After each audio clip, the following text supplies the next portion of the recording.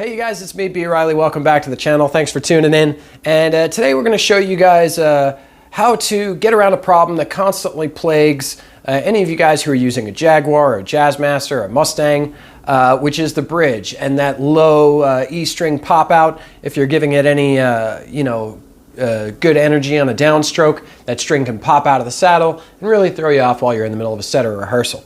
So let's go ahead and take a quick look at that today. And I'm going to show you guys a neat, cheap trick to make your bridge a lot more usable on stage. Stay tuned.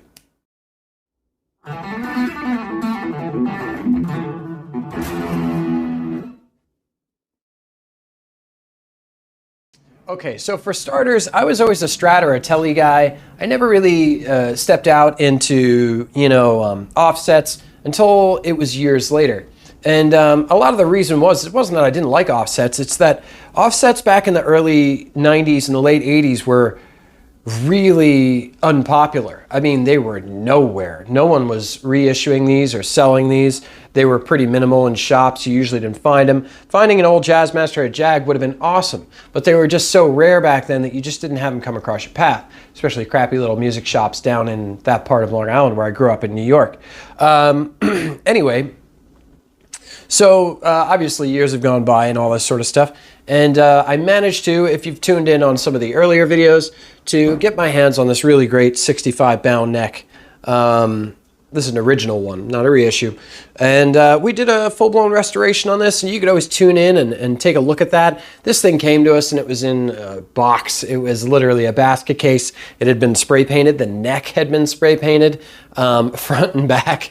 So it was pretty choppy.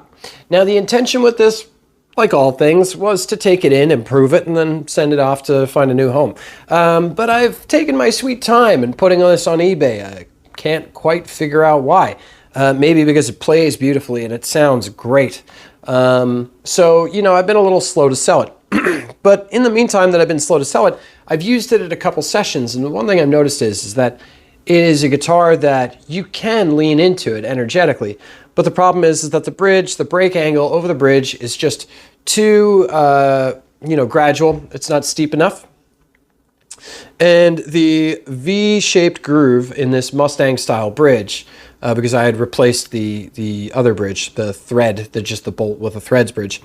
The V contour on the low E is a little too shallow. So when you're coming at it and you're hitting it with a pick, basically think of like getting T-boned at an intersection. Something is coming across from you, it's hitting you hard enough to knock you off your line, and that's what we're doing. So I'm going to show you how, with just a cheap set of files, you can actually notch the saddle and create a catch, kind of like a little reservoir where the string will hit up against, be retained. It can drop back down into it if it does get knocked out still, but at the same time, essentially, it's just a slightly more stable player. So if you look at the barrel as it stands, what you've got really in the center of it is a subtle V formation.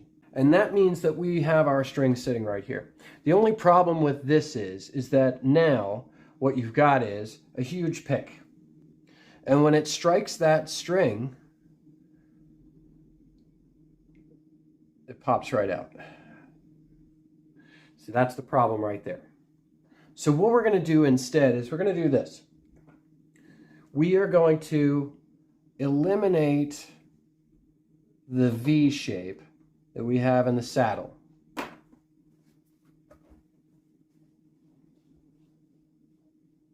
And instead we're going to create a slight D shape. And what we're going to do is we're going to take that original shape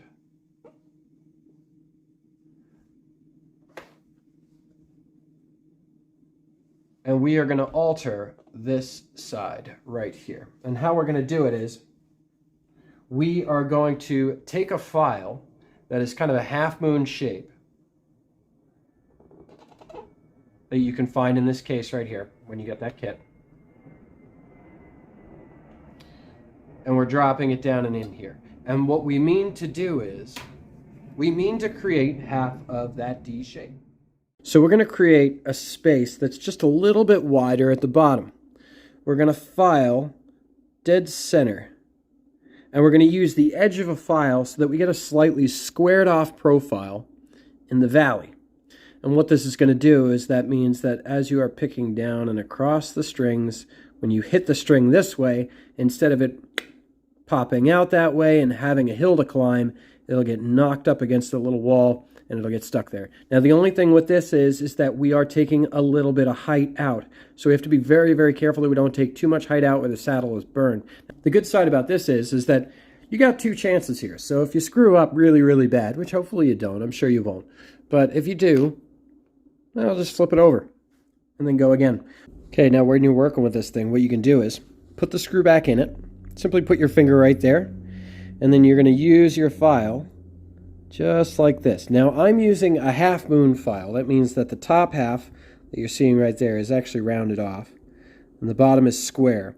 And what this is going to do is, this is going to ensure that I'm digging a little bit harder into one side to make that kind of a shape. So, let's go ahead and see what we can come up with.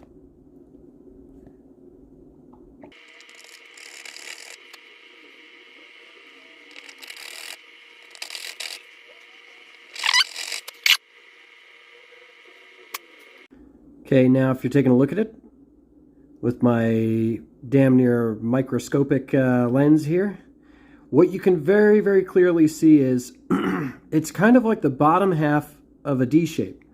If you look at an uppercase D, as the top is just kind of sliced off, what you see is a good steep angle at the bottom left-hand side, and then a nice gradual ramp to the right. So we've essentially created a cradle where the string will still be held in the center, but at the same time, if you hit it hard enough, you've knocked out the ramp so that the string will not get knocked southward out of the saddle. So there you go. It's a nice quick fix. It's a little, quick and dirty using a file this way. But, I mean, you're using it on a part that ultimately has no cost. Most of these saddles are available on eBay for, $2.50 or something like that. So give it a go if you are having trouble with the string jumping out of the saddle. And if you're still using the old Jag or the old Jazzmaster bridge that is essentially just a bunch of bolts with the heads cut off, definitely get off of that trip. I cannot tell you how much of a difference it is when you get up to a set of saddles that are there for you and, letting the string resonate and be in place geometrically far more than it decides not to stab your hand. Anyway, have a beautiful afternoon, you guys. And for all you offset cats that might have got something out of this, greatly appreciate you guys watching it. And we will see you guys next week.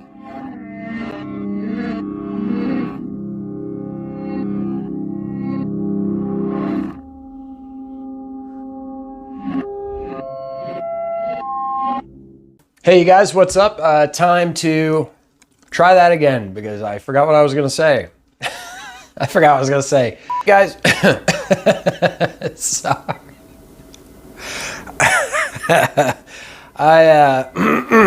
I'm focused. I swear to God, I'm focused. I'm a professional. I'm a professional. A lot of coffee, not a lot of brains this morning. Okay. The boy is unimpressed with my silliness. See you guys next week.